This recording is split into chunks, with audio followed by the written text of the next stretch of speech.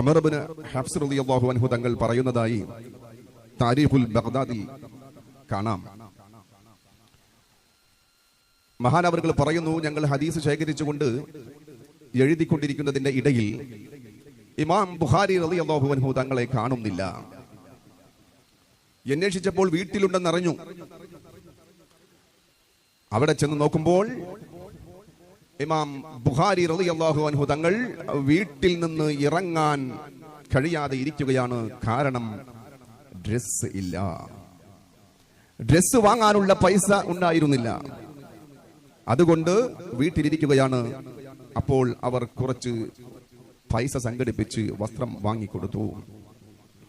ഇതേ ഇമാം ബുഖാരി റളിയല്ലാഹു അൻഹു തങ്ങളെ കുറിച്ച് സീറത്തുൽ ഇമാമിൽ ബുഖാരി റളിയല്ലാഹു അൻഹു എന്ന ഗ്രന്ഥത്തിൽ കാണാം.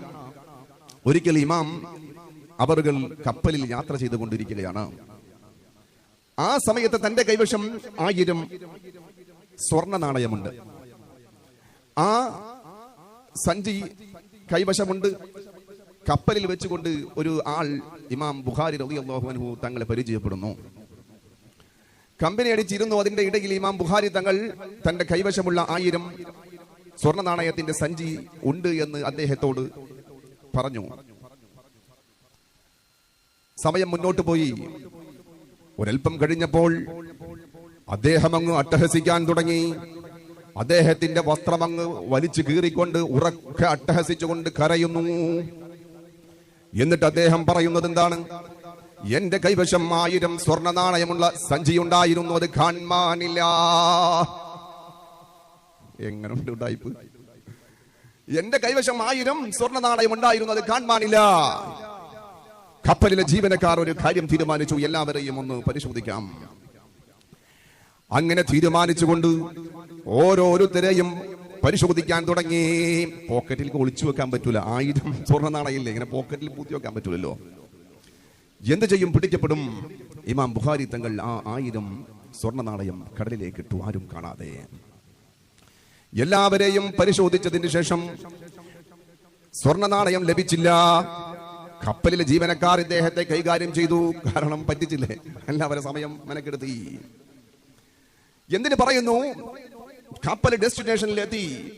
കപ്പലിൽ നിന്ന് എല്ലാവരും ഇറങ്ങുമ്പോൾ ഇദ്ദേഹം ഉഡായിപ്പിന്റെ ആശാനല്ലേ, അദ്ദേഹം ചെന്ന് ഇമാം അവരോട് ചോദിച്ചു, ഒരു നാണവും ഇല്ല. ഉളുപ്പില്ലാണ്ട് പോയി ചോദിക്കുകയാണ്. നാണുണ്ടെങ്കിലല്ലേ നാണക്കേട് വരുള്ളൂ.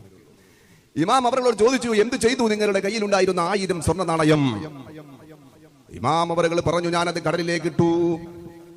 അദ്ദേഹം ചോദിച്ചു, നിങ്ങൾക്ക് എങ്ങനെ ക്ഷമ വന്നോ? ഇത്രയും വലിയ തുക കടലിലേക്ക് വലിച്ചെറിയാൻ നിങ്ങൾക്ക് എങ്ങനെ ധൈര്യം വന്നു, എങ്ങനെ ക്ഷമ വന്നു? ആ സമയത്ത് ഇമാം ബുഖാരി റളിയല്ലാഹു അൻഹു തങ്ങൾ പറയുന്ന മറുപടി, ഓ വിഡ്ഢി,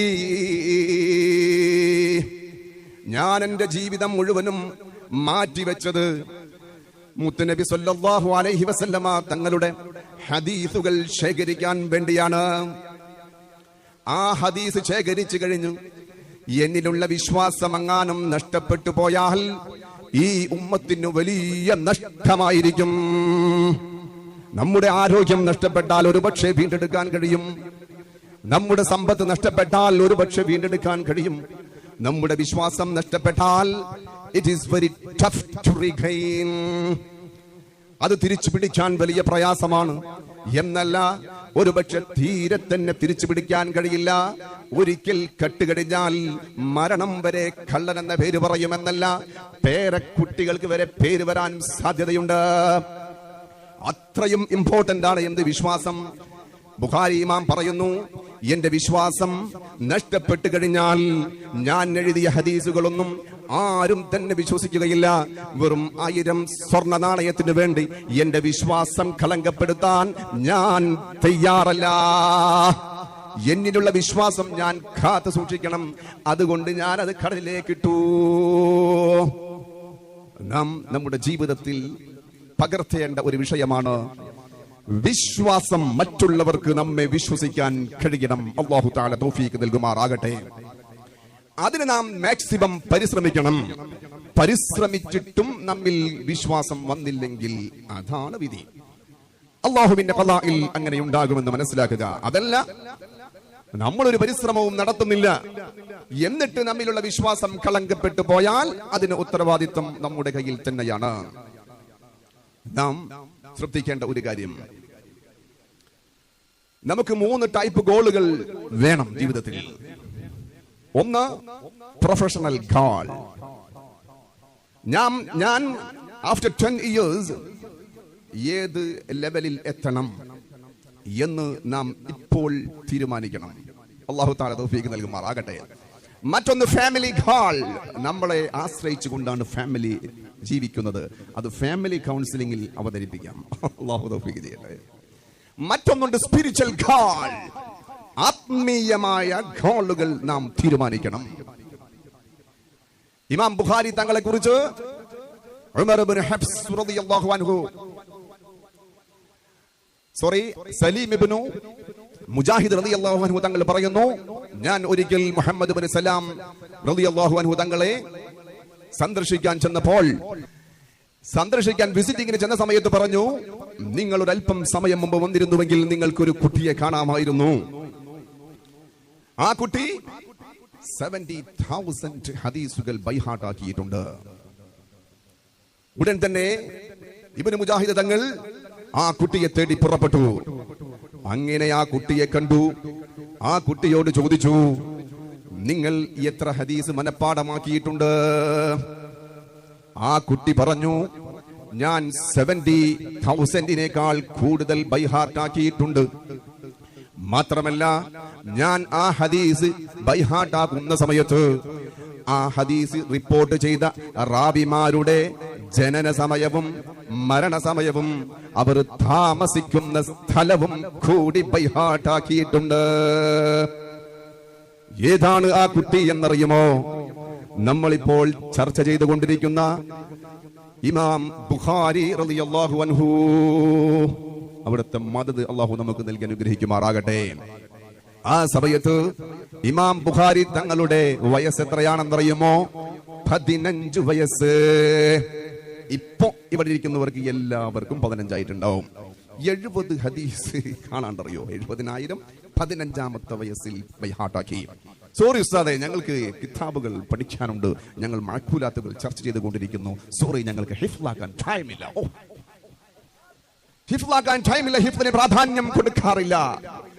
2-3 ദിവസങ്ങൾക്ക് മുമ്പ് നമ്മൾ ശൈഖുന ഉസ്താദുമായി ഒരു മീറ്റിംഗ് ഉണ്ടായിരുന്നു. ആ മീറ്റിംഗിൽ ഉസ്താദ് പറഞ്ഞു, ഇമാം സൂയൂത്തി റളിയല്ലാഹു അൻഹു തങ്ങൾ 2 ലക്ഷം ഹദീസ് പഠിച്ചിട്ട് ഈ ഹദീസ് അന്വേഷിച്ച് കിടക്കായിരുന്നു പഠിക്കാൻ വേണ്ടിട്ട്. 2 ലക്ഷം, 2 ഹദീസല്ല, 200 അല്ല, 2 ലക്ഷം ഹദീസ് പഠിച്ചിട്ട്. ഞാൻ പറഞ്ഞു വരുന്ന വിഷയം, സ്പിരിച്വൽ ഗോൾ നാം സെറ്റ് ചെയ്യുന്നതിൽ ഒരു വിഷയമായിരിക്കണം, എന്റെ ജീവിതത്തിൽ, എന്റെ ലൈഫിൽ മുത്തുനബി സല്ലല്ലാഹു അലൈഹി വസല്ലമ തങ്ങളുടെ ശറഫാക്കപ്പെട്ട നാവിൽ നിന്നും പറഞ്ഞതായ ഹദീസുകൾ എന്റെ ഹൃദയത്തിലേക്ക്, ഈ വെടക്ക് ഹൃദയത്തിലേക്ക് ഞാൻ ഇത്ര എണ്ണം ഹദീസ് ബൈഹാട്ടാക്കും എന്ന് നാം സ്വന്തമായിട്ടൊരു ഷെഡ്യൂൾ പ്ലാൻ ചെയ്യണം. അല്ലാഹു തആല തൗഫീഖ് നൽകുമാറാകട്ടെ. അതിന് ഞാൻ എത്ര കാലം ജീവിക്കാന്ന് എനിക്കറിയില്ലല്ലോ. അത് കാരണം എനിക്ക് പ്ലാൻ ചെയ്യാൻ പറ്റില്ല. സാധാരണ മനുഷ്യന്മാരുടെ ലൈഫ് സ്പാൻ ഇടാ. അള്ളാഹു നമുക്ക് ആഫിയത്തുള്ള ദീർഘായുസ്സ് നൽകുമാറാകട്ടെ. എന്നിട്ട് ഇപ്പൊ എന്താ പഠിക്കുക? സമയം എനിക്ക് ഫുൾ ടൈം മുത്താലായോണ്ടേ എനിക്ക് അന്നേറിയില്ല, അത് വേറെ വിഷയം. നമ്മൾ ജസ്റ്റ് ഒന്ന് ഇമാജിൻ ചെയ്യാം. You just imagine. പറയണത് അതബേടാണെന്ന് അറിയില്ല, എന്തായാലും ഭാവനയിൽ ഒന്ന് സങ്കല്പിക്കുക. ഇമാം ബുഖാരി റളിയല്ലാഹു അൻഹു തങ്ങൾ നമ്മുടെ സ്റ്റേജിൽ ഇരിക്കുന്നുണ്ട് എന്ന് സങ്കല്പിക്കുക. ഇമാജിൻ ചെയ്താ പറയാൻ പാടുണ്ടോന്നറിയാം. നമ്മളെ സ്റ്റേജിൽ വലിയൊരു മഹാനല്ല, വലിയൊരു സ്റ്റേജിൽ നമ്മളെ മീലാസമിന്റെ മലിക്കുൽ മുളഫർ വേദിയിലിരിക്കാം. അത് പറ്റൂല്ലേ? അത്യാവശ്യം പ്രൗഢിയുള്ള ആ സ്റ്റേജിൽ ഇരുന്നു കൊണ്ട് നമ്മുടെ കയ്യിൽ ഒരു മൈക്ക് തന്നു. എന്നിട്ട് പറഞ്ഞു, നിങ്ങൾക്ക് ചോദിക്കാം, ഇമാം ബുഖാരി തങ്ങളോട് ചോദിക്കാം, എന്ത്, എങ്ങനെയായിരുന്നു അവിടുത്തെ പഠനകാലം എന്ന് ചോദിക്കാം. ഇമാം അവറുകൾ അവിടുത്തെ പഠനകാലത്ത് എങ്ങനെയായിരുന്നു ഉറക്കം, ഭക്ഷണം, കാര്യങ്ങൾ എന്ന് ചോദിച്ചാൽ എന്തായിരിക്കും മറുപടി? അതൊന്നുമില്ല, ഗ്യാപ്പുകളിൽ ഞാൻ ഉറങ്ങും, എല്ലാ സമയവും ഉറങ്ങും. ഇപ്പൊ അടുത്തൊരു കുട്ടിയുടെ ടൈം ടേബിളിനെ കുറിച്ച് കണ്ടു, പറഞ്ഞു, കേട്ടു. എന്താണ്? മക്കാനം വരെ ഒട്ടിച്ചു വെച്ചിരിക്കുന്നു. എപ്പോൾ ചായ, ചായ എപ്പോൾ, കുളി എപ്പോൾ, അലക്കലെപ്പോൾ കിതാബിന്റെ ടൈം ടേബിൾ ഇല്ല. കിതാബല്ലാത്ത ചായ എത്ര മണിക്ക്, അത് മാത്രം ടൈം ടേബിൾ. അപ്പോ ഓരോരുത്തർക്കും ഓരോന്നായിരിക്കുമല്ലോ ടൈം ടേബിൾ. അല്ലാഹു തആല നമുക്ക് നല്ല ബുദ്ധി നൽകുമാറാകട്ടെ. ഇവിടെയാണ് വിഷയം. ഇന്ന് നമ്മുടെ സമസ്ത നിയന്ത്രിച്ചു കൊണ്ടിരിക്കുന്ന ഏറ്റവും വലിയ നേതാക്കൾ ആരാണ്? സമസ്ത പ്രസിഡന്റ് സുലൈമാൻ ഉസ്താദ് ത്വല്ലല്ലാഹു അംറഹു, പിന്നെ സെക്രട്ടറി ശൈഖുനാ എപി ഉസ്താദ് ത്വല്ലല്ലാഹു അംറഹു. അവർ രണ്ടുപേരും സബക്കെടുക്കുന്നുണ്ട്. ഒന്ന് ഇഹ്യാ ഉസ്സുന്നയിലും മറ്റൊന്ന് മർകസ് സഖാഫത്തി സുന്നിയിലും. ഏത് കിതാബാണ് ദർസ് നടത്തുന്നത്? സ്വഹീഹുൽ ബുഖാരി. റൈറ്റ്? യെസ്. ലോകത്തെ ഏറ്റവും വലിയ സ്വഹീഹുൽ ബുഖാരി നടക്കുന്നത് മർകസിലാണ്. എന്നാൽ 2-3 ദിവസങ്ങൾക്ക് മുമ്പ് ഉസ്ബെക്കിസ്ഥാനിൽ ഐ തിങ്ക് സോ ചുള്ളിക്കോട് ഉസ്താദ് അവിടെ ചെന്നിട്ട് അവിടെ അറബിയിൽ ഇങ്ങനെ പ്രസംഗിക്കുന്നുണ്ട്. അതിൽ പറഞ്ഞൊരു സംഭവം ഞാൻ ശ്രദ്ധിച്ചപ്പോ കേട്ടത്, AP ഉസ്താദിനോട് ചോദിച്ചു, ക്ലാസ്സിൽ വെച്ചുകൊണ്ട് സ്വർഗത്തിൽ, ക്ലാസ്സിലാണെന്ന് തോന്നുന്നു, ഒരിക്കൽ AP ഉസ്താദിനെ ചോദിച്ചു, സ്വർഗത്തിൽ ചെന്നിട്ട് എന്താണ് ആഗ്രഹം എന്ന് ചോദിച്ചാൽ എന്താണ് മറുപടി പറയുക? AP ഉസ്താദ് പറഞ്ഞത്, ബുദ്ധിയുള്ള കുട്ടികൾക്ക്, നോട്ട് ദി പോയിന്റ്, ബുദ്ധിയുള്ള കുട്ടികൾക്ക് അല്ലാഹു തആല നമുക്ക് ബുദ്ധി വർദ്ധിപ്പിച്ചു തരുമാറാകട്ടെ. സ്വഹീഹുൽ ബുഖാരി നടത്താൻ ഞാൻ അല്ലാഹുവിനോട് സമ്മതം ചോദിക്കും. അല്ലാഹു തആല തൗഫീഖ് നൽകുമാറാകട്ടെ. അവിടുത്തെ ശിഷ്യന്മാരായിരിക്കാൻ നമുക്കും അല്ലാഹു തൗഫീഖ് നൽകുമാറാകട്ടെ. എന്തായാലും ദർസ് നടക്കുമ്പോൾ നമ്മ നരകത്തിൽ ഉണ്ടാവില്ലല്ലോ. മനസ്സിലായോ? അപ്പൊ അതാണ് അവര് ചോദിച്ച ചോദ്യം. നമ്മളോട് ചോദിക്കണമെങ്കിൽ എന്താ പറയാ? ആർമാന്തിക്കണം, വേറെന്ത്? സ്വർഗത്തില് ചിറക് ഫിറ്റ് ചെയ്യാ, പിന്നെ പറക്ക, പിന്നെ പഴങ്ങളൊക്കെ പൊട്ടിച്ച് തിന്ന് തകർക്കണം അല്ലേ? അപ്പൊ അവരുടെ മൈൻഡ് ഒന്ന് ആലോചിച്ച് നോക്കിയേ. അപ്പൊ ഞാൻ പറയുന്നത് ഒരു തീരുമാനം, ലാസ്റ്റ് നമ്മൾ ഒരു കൊല്ലത്തിൽ 52 ആഴ്ചയുണ്ട്. ആഴ്ചയിൽ വെള്ളിയാഴ്ച ഒരു വലുപ്പത്തിൽ ചെറുത്, അതിന്റെ മായനയിലും ഒന്നും പറയാൻ പറ്റില്ലല്ലോ, ആ വലുപ്പത്തിൽ ചെറിയ ഒരു ഹദീസ് പഠിക്കാൻ തീരുമാനിച്ചാൽ ഒരു കൊല്ലത്തിൽ 52 ഹദീസ് പഠിക്കാൻ പറ്റും. 10 വർഷത്തിൽ 500 ഹദീസ് നമുക്ക് പഠിക്കാൻ പറ്റും. അല്ലാഹു തആല തൗഫീഖ് നൽകുമാറാകട്ടെ. ബുഖാരി ഇമാം ഏകദേശം 30,000 സുജൂദ് ചെയ്തിട്ടുണ്ട്. 14,000-ഓളം റക്അത്ത് നിസ്കരിച്ചിട്ടുണ്ട്. സ്വഹീഹുൽ ബുഖാരി എഴുതാൻ വേണ്ടി മാത്രം. അല്ലാഹു തആല അവിടുത്തെ മദദ് നമുക്ക് നൽകി അനുഗ്രഹിക്കുമാറാകട്ടെ. ഈ ഒരു തീരുമാനം എടുക്കുക. എല്ലാ വെള്ളിയാഴ്ചയും കഴിയുന്നവർ ഒരു ഹദീസ് പഠിച്ചാൽ ഒരു വർഷത്തിൽ 50 ഹദീസ് പഠിക്കാം.